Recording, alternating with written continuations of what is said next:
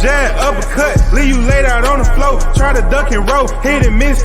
Bomb Squad!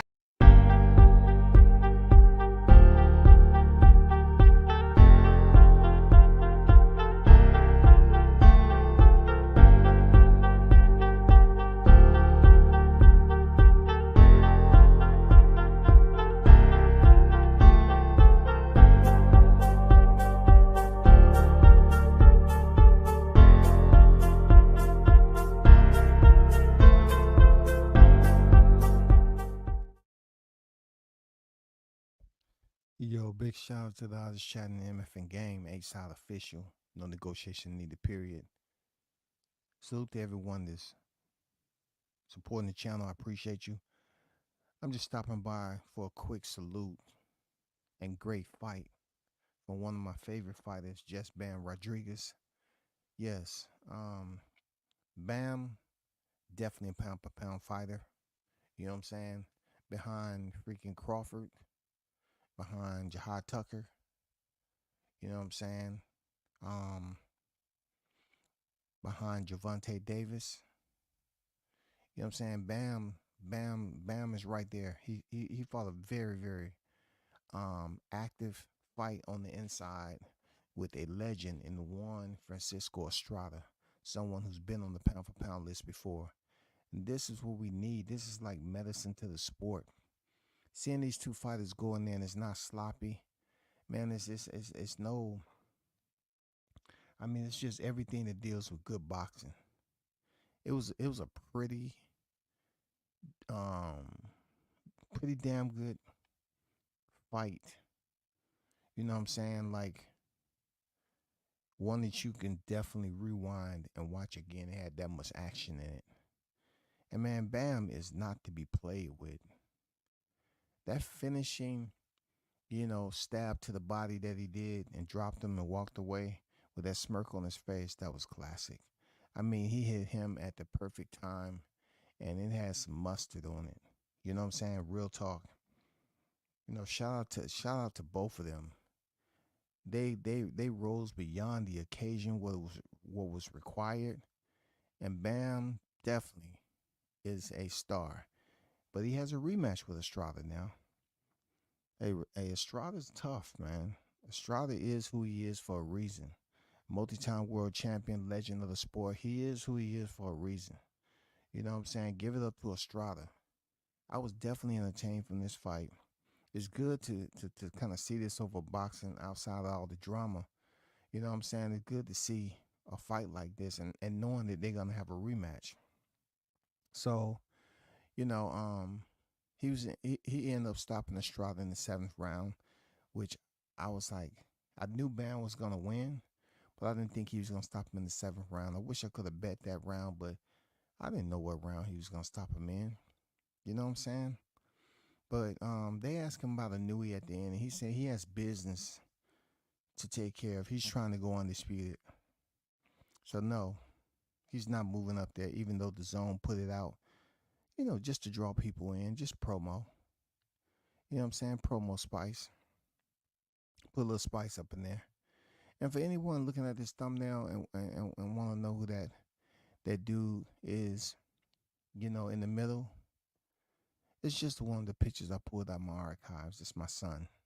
I'm not going to tell you which one is it. You know what I'm saying? Or when I took it. But yeah, you know what I'm saying? Oh boy had his swag for a long time. But that's my son. I just thought I'd throw him on a thumbnail. One of his more classic, you know what I'm saying? But yeah, that's fam right there. You know what I'm saying? That's my shouty low.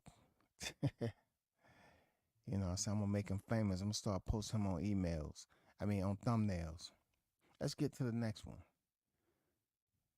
Teofimo Lopez, a.k.a. Gordo, improves his record with another win. He goes 12 round with Clagett. Now, this is my only situation. I thought Clagett, the way they were saying it, was a nobody. He is an active fighter. He throws a lot of punches during the fight. But Teofimo Lopez was calling out Crawford. You know, when you call out Crawford, you call out the big dogs. I'm expecting you to perform big. You know what I'm saying? But at the end of 12 rounds, this is how Teofimo looked. Now, I thought for a second, I'm going back to, I thought he was a goddamn hockey goalie. I thought he was the only one that was up there trying to stop the puck from going in with no headgear on. Tio, man, you have to do better than that, man. Like, you making an opponent that's supposed to get up out of there. Look like look like it was a cherry pick gone wrong. But even though you was in control of the fight, he was hitting you with some shots that I don't think really at your level and where you're trying to convince people that you are right now, the two linear and all that. Which is yes, that's facts. But dude, you was getting hit with too much, and Klajic went the whole 12 round with you. So I think you should just leave Crawford's name alone.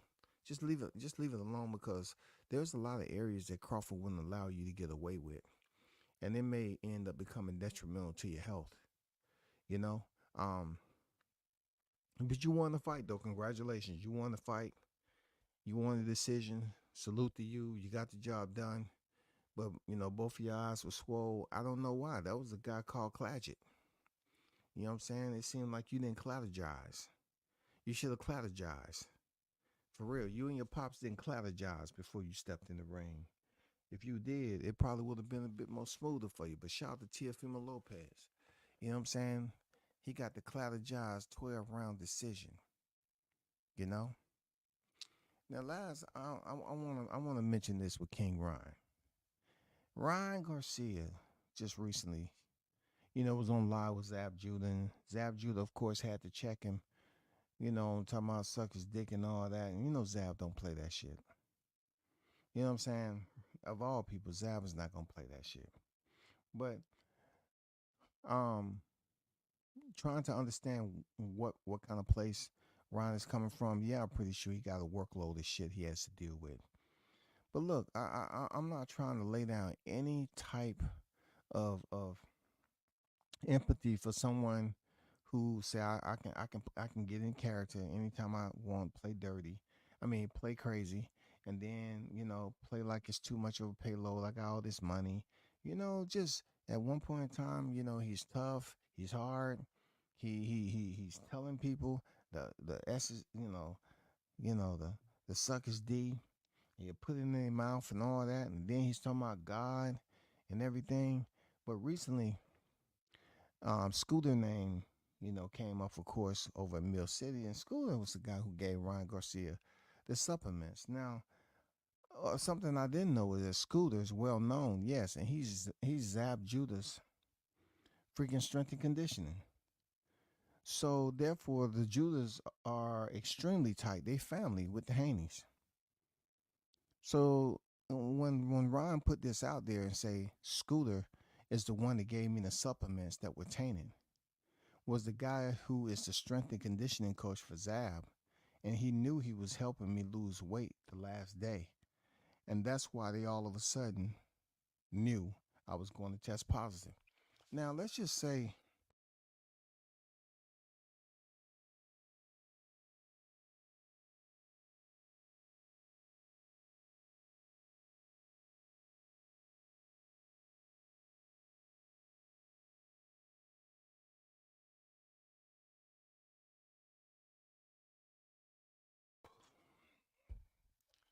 okay, let's just say this, okay? Two sides to a coin. Let's just say on one side of the coin, Ryan Garcia got this guy, had no idea, thought he was coming in good faith to help him lose weight, but all along he didn't understand what the play was. Okay, let's just say innocent. He was innocent on that half of it. And then the other half was, you know, um, they ran the play on him so smooth that Ron may be potentially innocent for unknowingly taking it. Because if they had a problem with Garcia, but yet Scooter is in real tight with Zab Judah, who is family with the Haneys. You know, I'm here to say, come on, man. I mean, you know, he got hustled at the end of the day. And I'm not feeling no type of way if Ryan got hustled. If you got hustled by PEDS, you just got to take a legal work and try to find out, you know, if they indeed gave you some tainted supplements.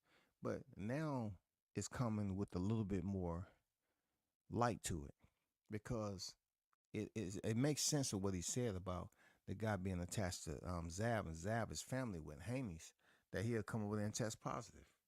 Now it makes all the sense as to why Bill was asking all those questions as if to try to divert any other attention. But look, he got the money to find out the truth. And y'all can say what you want. I'm not up here defending Ryan. You know me. I'm always trying to figure out, you know, what the evidence is, you know, deductive reasoning, formalize it and come up with a resolution. That's all I'm saying. But, you know, to me it does have some clarity to it. If the dude brought him over there to take the supplement and he didn't know what it was, he was just helping him cut weight. And it was contaminated because the person allegedly who potentially could have brought it over there was working with Team Haney. And they knew he was gonna pop dirty. You know, even Haney's brothers said they was gonna he was gonna pop dirty. So somebody must have been talking around the house. But look, this is where I draw the line with you though, Ryan. This is where I draw the line with you though. You can't expect us to, you know, be in protest for you when you couldn't drop the last weight. All you had to do is drop the weight. You would have been good. We wouldn't have to go through no Ostarine. But it's almost like it backfired on you because you couldn't drop the weight. So you had to hire somebody to drop the weight. I mean, you was making fun of it that you weren't going to come in at the weight. You didn't care about the belt. And you just paid the penalty. So really, it gets quite confusing, very thick.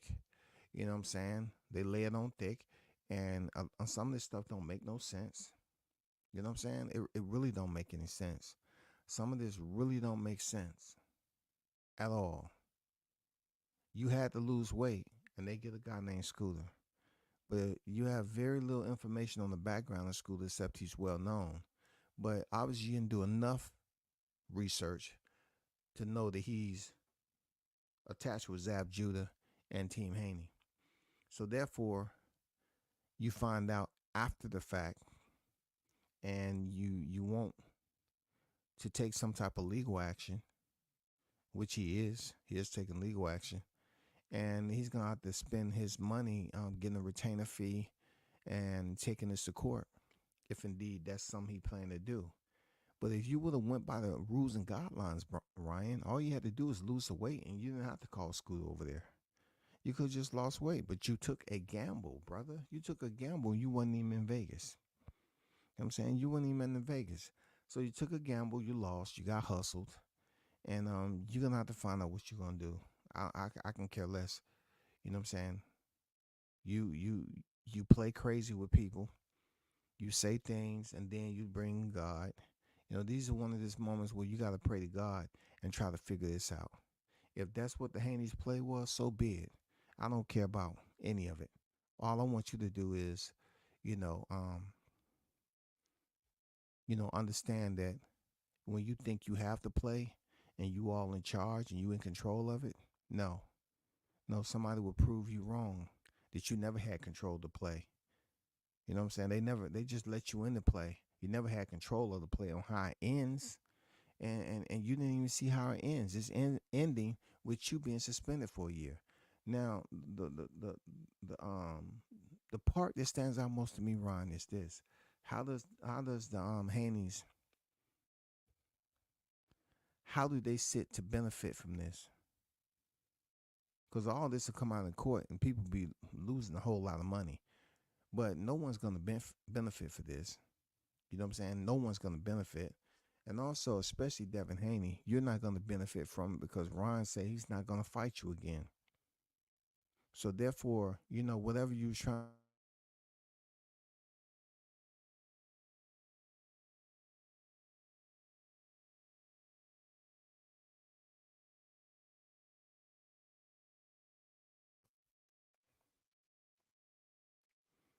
I told y'all to stop playing catch up to T.O. He gonna go up to 47 and get a freaking nice little fight. So you move up to 147. That's that. But once again, who you gonna get the big money fight with? Jerron Ennis? It's not gonna happen. Blair Cobbs? No. Stantionis? Crowley? Who are you gonna get a big money fight up there with? Barrios? You kind of blew that, saying that you're gonna take them down and sue them and all this shit. People don't want to break bread with you.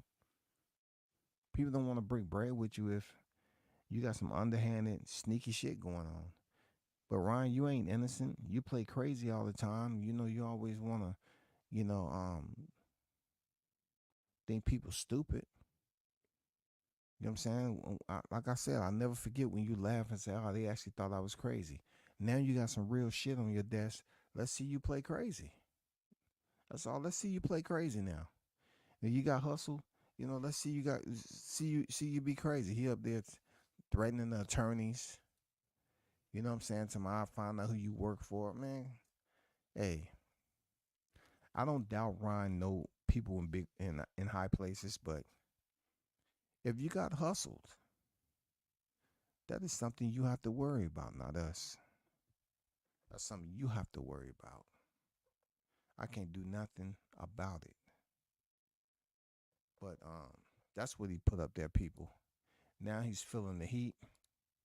Um, find out about Scooter. Scooter's becoming a popular name and everything. So we'll see how that works. With whether they're going to court over this, and will Scooter have to attend court? Because if by chance Scooter brought him contaminated supplements, then that's going to get very, very interesting. I'm not sure how long, but the New York State Athletic Commission did you have to appeal, but I'm pretty sure it's not that long.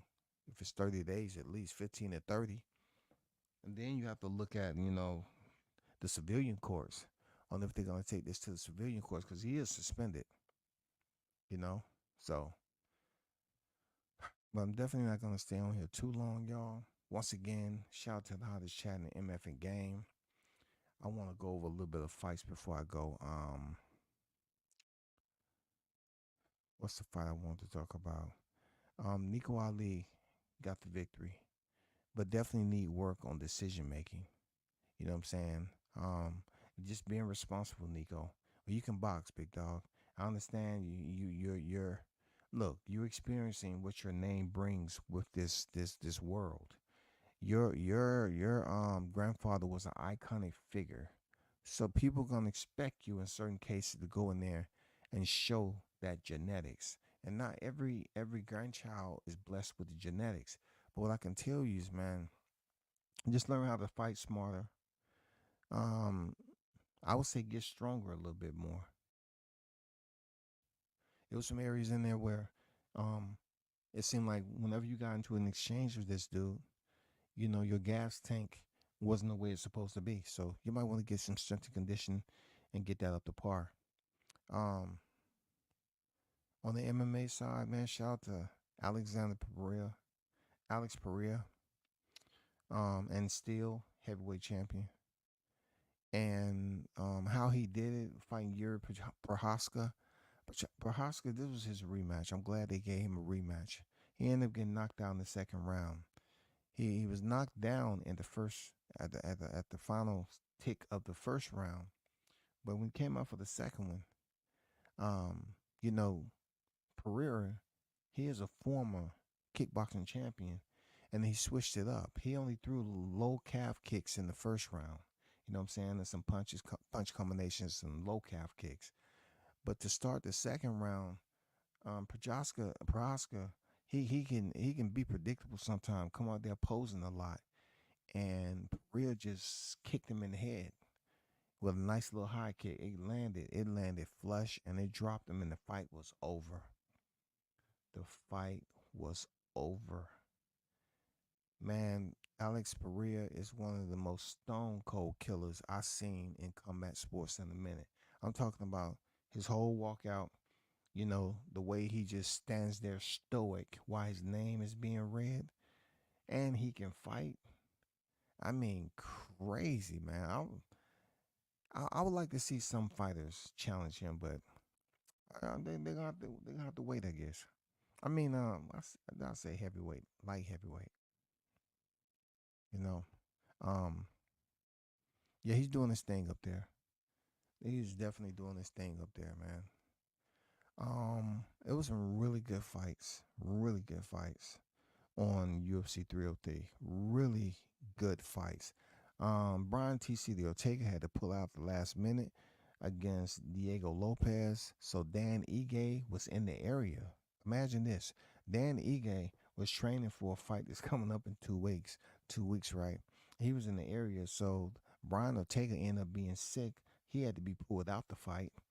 And they brought in Dan Ige, who was local. So he had to get his medicals and everything. And then they end up having a match at 160, a catch weight, like 165. And they supposed to have been fighting at 155. I'm talking about T City, Brian Ortega, and Diego Lopez. So Diego came in there, weighed in, and agreed. You know, he get the check. They probably lined his pockets a little bit better, just to keep it. You know, keep the main card. And they brought Dan Ige in to try to, liven it up a little bit, and they didn't disappoint. It didn't disappoint, man. But in the end, Diego Lopez won that.